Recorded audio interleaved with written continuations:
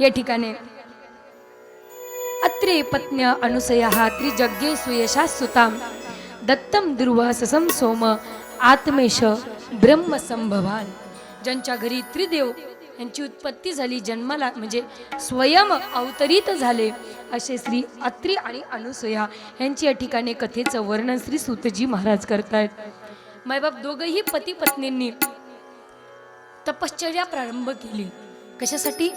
कारण जीवनामध्ये सर्वत्र काही होतं पण संतान प्राप्ती नव्हती. संतांसाठी सहपत्न्याय या वृक्षम कुलाद्रिम तपसी स्थिता. स्वयं पत्नी सोबत अत्रि ऋषींनी कुलाद्री पर्वतावर तपश्चर्या सुरू केली. खूप दिवसापर्यंत माईकवाले दादा हे बंद करून टाका. खूप दिवसापर्यंत घोर तपश्चर्या दोघेही पती पत्नींनी केली. कशासाठी? संतान प्राप्तीसाठी. त्यावेळेस मात्र त्यांच्याकडे पाहून ज्यावेळेस ते तपश्चर्या करत होते तर एका मंत्राचा जप करत होते. शरणम तम प्रपद्येयम हम य एव जगदीश्वर प्रजात्मा आत्मसमामयम प्रयच्छत्विति चिंतयन. प्रभु आप मेरे यहाँ आइए, मेरे यहाँ बालक रूप में आप आइए और मेरे यहाँ अवतरित हो जाइए. संतान रूप में मेरे यहाँ पे आइए, मेरे घर में रहिए, बालक रूप में आइए. आता प्रभू म्हटल्यावर त्रिदेव आले. कोणत्याही देवाचं या ठिकाणी नावाचं वर्णन केलेलं नाहीये. शरणम तम प्रपद्येयम प्रभु हम आपकी शरण में आए हैं. स एव जगदीश्वर आप तो जगत के ईश्वर हो. प्रजात्मा प्रजा मात्मा समामय्यम हम आपकी प्रजा है. हम सबके ऊपर कृपा करिए. प्रयच्छ त्विति चिंतन हम आप ही का चिंतन करते. प्रभु आप जगदीश्वर है, मेरे यहाँ पे आइए. आता जगदीश्वर म्हटल्यावर तिघही जगदीश्वर आहे की नाही. ब्रह्मा विष्णू महेश तिघांना असं म्हटलं. ब्रह्माजींना वाटलं हे मला बोलवतात कारण नावाचा तिथे उल्लेख नव्हता. शिवजींना वाटलं हे मला बोलवतात आणि भगवान विष्णूंना वाटलं की मलाच बोलवतात. एकाच वेळेस तिघांनीही त्या ठिकाणी आले. तिघही आले आणि जगदीश्वर म्हटल्याबरोबर तिघही आले. विचारलं अरे तुम्ही नेमकं कोणत्याही देवाचं उच्चारण, कोणत्याही देवाच्या नावाचं उच्चारण करत नाही, सरळ जगदीश्वर म्हणत आहात. नेमकं आम्ही तिघांपैकी कोणाला समजावं? तर त्यावेळेस वृष हंस सुपर्णस्थान स्ववै स्वैश्च हैश्च चिन्हतान. त्यावेळेस मात्र स्वयं आता त्यांच्या चिन्हांद्वारे दोघेही पती पत्नींनी डोळे उघडले. अनुसया आणि अत्रि ऋषींनी डोळे उघडल्याबरोबर आता कोणत्या चिन्हावर कोणते देव विराजमान आहेत त्यानुसार भगवंताला ओळखलं. वृषभावर बैलावर कोण विराजमान होते? स्वयं नंदीवर होते म्हणजे साक्षात शिव होते. आणि ज्यावेळेस समोर पाहिलं हंस आहे त्याच्यावर मात्र ब्रह्माजी ओळखले गेले. इकडे मात्र गरुड आहे आणि गरुडावर स्वयं महाविष्णू बसलेले आहेत. तिघही देवतांचं दर्शन केलं आणि तिघांनाही हात जोडून विनंती केली. प्रभु आपको प्रणाम है. ते ब्रह्म विष्णु गिरीशा प्रणतोस्म्यहम तेभ्यं क एव भवतां सह इहो पहुतः एकामयभं भगवान विबुध प्रधान चित्तीकृत प्रजननाय कथम सयूनम. प्रभु आप हमारा प्रणाम स्वीकार करें, लेकिन हमारी तो ये इच्छा है चाहे आप में से कोई भी हो, चाहे आप तीनों हो, चाहे आप में से एक हो, चाहे दो हो, आप हमारे यहाँ बालक रूप में आकर के हमको माता पिता का सुख प्रदान करिए. ज्यावेळेस मात्र भगवंता ने सांगितलं तो धास्तु कोई बात नहीं हम आ जाएंगे. लेकिन एक को आने के लिए नहीं कहा, दो को आने के लिए नहीं कहा. क्या कहा? आप तो जगदीश्वर है, आप सब हमारे यहाँ पे आए और बालक रूप में हमारे यहाँ आकर के माता पिता स्वरूप हमको सुख प्रदान करे. ज्याला जायचंय त्याने शांततेने जा. सांगायची गरज नाही की आम्ही चाललोय, है की नाही. शांततेने जा. अशा प्रकारे या ठिकाणी जसं मागितल्याबरोबर दोघेही पती पत्नी आपल्या कुटियामध्ये वापस आले. पण अनुसूया माता जी होती ना ती पतिव्रता होती आणि तिच्या पतिव्रताची जी महिमा होती यत्र तत्र सगळीकडे पसरत होती. त्यावेळेस मात्र नारद महर्षींनी विचार केला आता भगवंताला भूतलावर विचरण करण्यासाठी यायचंय. कोणते? दुसरे रुद्र भगवंताचा अवतार होणार आहे. किती? 11 रुद्र आहेत ना. आता दुसरी रुद्र भगवान अवताराला येणार आहेत. मग अवताराला येण्यासाठी आपल्याला तरी काहीतरी क्रियाकर्म काहीतरी लीला रचायला हवी. नारद महर्षी गेले कुठे? प्रथमतः तर कैलासावर गेले. कैलासावर गेल्याच्या नंतर तिथे मात्र पार्वती मैया, गौरी मैया, जगदंबा माता, जगत जननी आई पूजा करत होती भगवान शंकराच्या लिंगेची. त्या ठिकाणी मात्र विस्तार करू वर्णन करू लागले अनुसुया मातेचं. अरे मैंने तो सुना है धरती पर एक देवी आई है जिसका नाम है अनुसुया, अत्रि ऋषि की पत्नी कहलाती है और ऐसी पतिव्रता नारी है जिसका हाथ तो कोई दुनिया में नहीं पकड़ सकता. अरे देवी मैया आप भी नहीं, इतनी उनकी महिमा है. अच्छा मेरे से कोई बड़ी पतिव्रता हो ही नहीं सकती. अच्छा कैसे दिखती है? सुंदर भी बहुत है. अच्छा सुंदरी है, कोई बात नहीं. अरे मेरे से तो कोई बड़ी पतिव्रता हो भी नहीं सकती और मेरे से सुंदरी, कोई बात नहीं. देखो तुम देखना नारद, अभी मैं ऐसी लीला रचाती हूँ कि मेरे से कोई बड़ी पतिव्रता हो नहीं सकती. कोई बात नहीं मैया, आपकी तो जय हो, आपकी तो आप तो हम पर सदा ही कृपा बनाए रखना. त्यावेळेस मात्र नारद महर्षींनी त्या ठिकाणी आपली लीलेचं काम सुरू केलं. इकडे गौरी मैयाला मात्र भडकून कुठे निघाले? पुन्हा वैकुंठामध्ये निघाले. तिथे लक्ष्मी मैया चरण सेवा करत होती. मैया आपकी तो जय हो. अरे आप तो पूरे जगत की माता है. अरे आप तो अपने प्रभु की ऐसी सेवा करती है कि आपसे तो बड़ी पतिव्रता कोई ही नहीं. लेकिन मैंने एक नाम सुना है. किसका? बोले धरती पर एक अनुसुया नाम की एक पतिव्रता नारी है जिसका कोई भी तप भंग नहीं कर सकता. अच्छा मेरे से बड़ी पतिव्रता? बोले हाँ मैया आपसे सुंदर भी बहुत है. अच्छा कोई बात नहीं नारद, अभी तुम देखो. तिथून मात्र भडकून पुन्हा निघाले ब्रह्मलोकामध्ये. तिथे जी ब्रह्मानी होती तिलाही पुन्हा तसंच भडकवलं. तिघही पत्नींना म्हणजे तिघही देवींना आपले कान भरून नारद महर्षींनी आपली लीला पूर्ण केली. तिथून निघून गेले. तिघही देवींनी ठरवलं संध्याकाळची वेळ आणि आपल्या आपल्या पतिदेवाला सांगतात बघा धरतीवर अनुसुया एक नारी राहते. आम्ही ऐकलं की ती फार मोठी पतिव्रता नारी आहे आणि आमच्यापेक्षाही तिचं तप जास्त आहे आणि एवढंच नाही सुंदरीही खूप आहे. आमची इच्छा आहे तुम्ही जा आणि काय करा त्या नारीचं पतिव्रता व्रत खंडन करा. त्यावेळेस झालं असं तिघही देवींनी आपापल्या पतीला पाठवलं आणि तुलसीदासजी महाराज वर्णन करतात, मी बोलत नाही. नारी विवश नर सकल गोसाई नाचत नट मरकटकी नाही. नारीच्या पुढे नराला मात्र हार मानावीच लागते. ज्या प्रकारे एखादा मदडी बंदर नाचवतो ना, असं म्हटलं. मी नाही बोलत बरं, राम राम राम, मला अजून 5 दिवस काढायची तिथे, मी बोलत नाही असं कोण म्हणतात? तुलसीदासजी महाराज म्हणतात.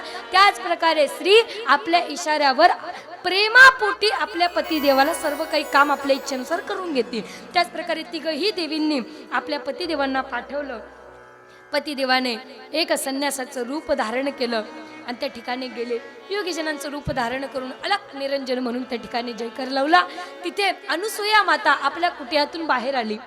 जी प्रभु, बोले हमको भिक्षा चाहिए. जी कोई बात नहीं, भिक्षा अभी लाती हूँ. बोले हमारी एक शर्त है. बोले कैसी भिक्षा चाहिए? बोले आप निर्वस्त्र होकर के हमको भिक्षा दीजिए. कोणी सांगितलं? तिघही देवतांनी ज्यावेळेस मागणी केली निर्वस्त्र होऊन आम्हाला भिक्षा द्या. अनुसुया माता पतिव्रता नारी विचार करू लागली, अरे निर्वस्त्र होऊन भिक्षा देणं. त्यावेळेस मात्र पुन्हा आतमध्ये गेली. जे आणलेलं होतं ते बाजूला ठेवलं. पतिदेवाचं स्मरण केलं. अत्रि ऋषी त्याच काळामध्ये त्या क्षण त्या ठिकाणी उपस्थित झाले. अत्रि ऋषींना सगळं काही वृत्तांत सांगितला की प्रभू आपल्या ठिकाणी आपल्या घरामध्ये कुटियाजवळ 3 ऋषी आलेले आहेत. भिक्षा तर मागतात, माझ्या हाताने पण निर्वस्त्र होऊन भिक्षा मागतात. कशी काय द्यावी? मी अनुसुया, माझं नाव, मी पतिव्रता नारी आहे. काही हरकत नाही देवी, चिंता करू नका, याचं उत्तर माझ्याकडे आहे. कमंडलूतलं जल हातामध्ये दिलं, आमंत्रित केलेलं जल. एक काम करा, हे जल घ्या आणि मात्र हे मंत्र मी तुम्हाला देतो, मंत्र बोलून त्यांच्यावर शिंपडून द्या आणि त्यानंतर तुम्हाला जे करायचं ते तुम्ही करू शकता. झालं असं. मायबाप अत्रि ऋषींनी हातामध्ये जे जल दिलं, अनुसुया माता गेली, मंत्र म्हटला आणि ते जल मात्र तिघही त्या देवतांवर शिंपडल्यावर ते तिघही देव बालक म्हणून त्या ठिकाणी अनुसुयेदारी जेव्हा तिन्ही देव आले, अनुसुयेदारी जेव्हा तिन्ही देव आले, ब्रह्मा महेश विष्णू तिन्ही बाळ झाले, ब्रह्मा महेश विष्णू तिन्ही बाळ झाले, पित्या वीर लाभे तुझला नवा जन्म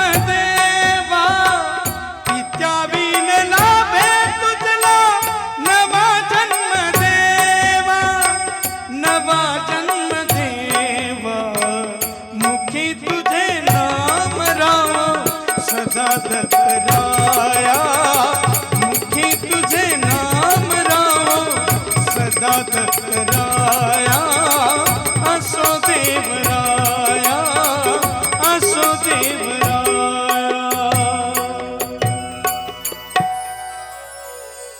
त्याच प्रकारे जसे ते तीनही देव आले आणि पाणी शिंपडल्याबरोबर आमंत्रित केलेलं जड ज्यावेळेस त्या देवतांवर शिंपडले गेलं त्याच ठिकाणी ते सगळे तिघही देवता बालक स्वरूपाला प्राप्त झाले.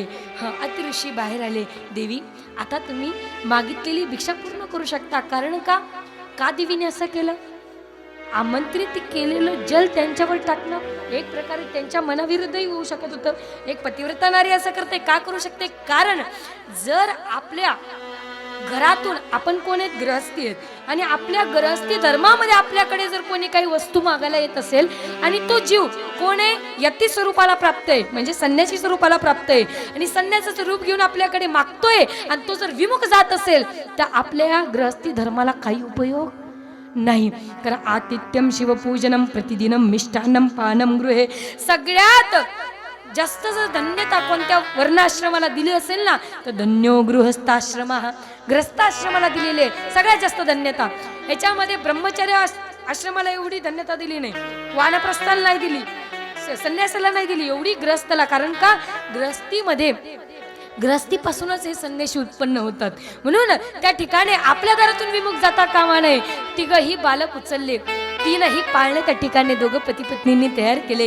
तीनही पाळण्यांमध्ये अनुसूया मातेने तीनही बालकांना झोपवून दिलं आणि निर्वस्त्र होऊन त्या ठिकाणी त्यांना दूधही पाजलं आणि त्या ठिकाणी आपलं मागितलेलं त्यांनी जे होतं ते पूर्ण केलं. आणि आपली स्वतःची जी ममता होती एक आई या स्वरूपाला सुद्धा त्या प्राप्त झाल्या.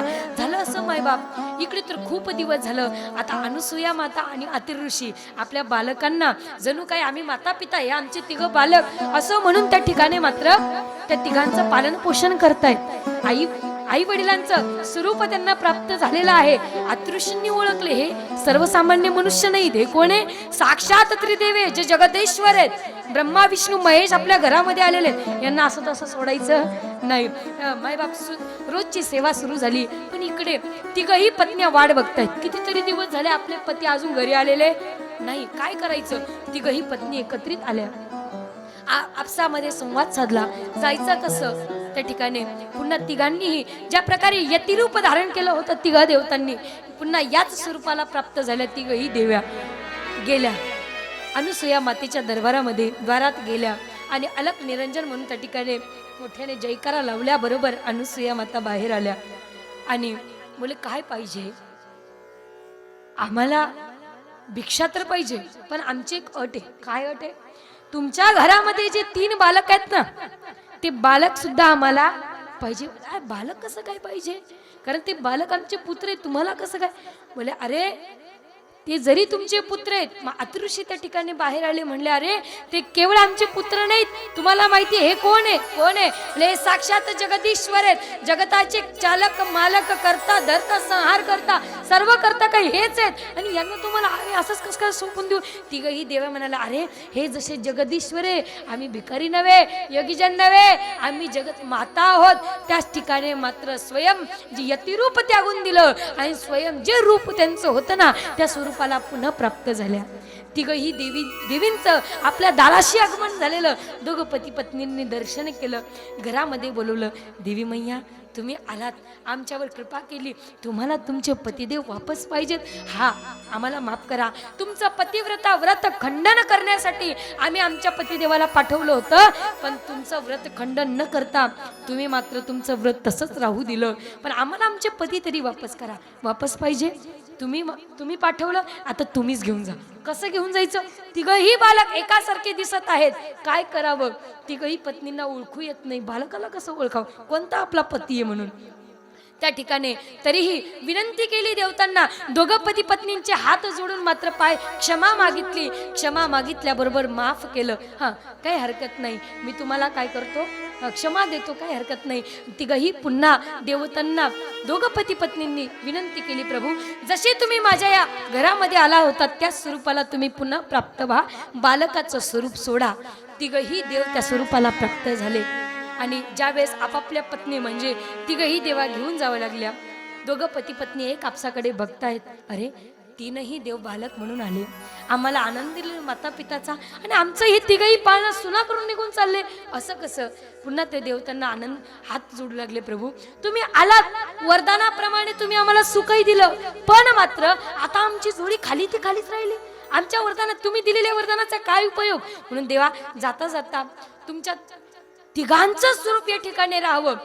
कशा स्वरूपामध्ये? बालकाच्या स्वरूपामध्ये तुम्ही या ठिकाणी राहावं, आणि आम्हाला जीवनपर्यंत तक, अंतकाळापर्यंत तक तुम्ही एका बालकाच्या स्वरूपामध्ये आम्हाला माता पितेचं सुख द्यावं, यासाठी मात्र तुम्ही इथेच स्थित व्हा.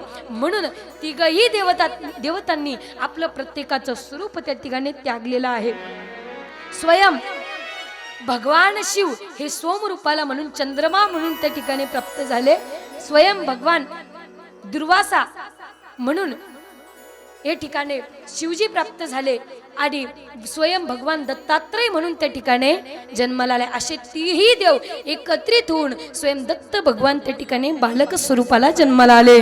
बोली श्री दत्त भगवान की जय. या ठिकाणी दत्त ऋषींचा जो अवतार होता, भगवान विष्णू दुर्वासा ऋषी महेश म्हणून, आणि ब्रह्मा स्वयं चंद्रमा म्हणून जन्माला आले. आणि अशा तीनही देवांनी आपलं स्वरूप त्या ठिकाणी त्यागलेलं आहे. आणि तिथून मात्र हे जे दत्त भगवान होते ना, हे एकादश रुद्रापैकी दुसरे रुद्र जन्माला आलेले आहेत.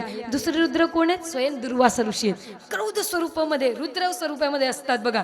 एखादा जरी चुकला तरी त्याला श्राप दिल्याशिवाय राहत नाही.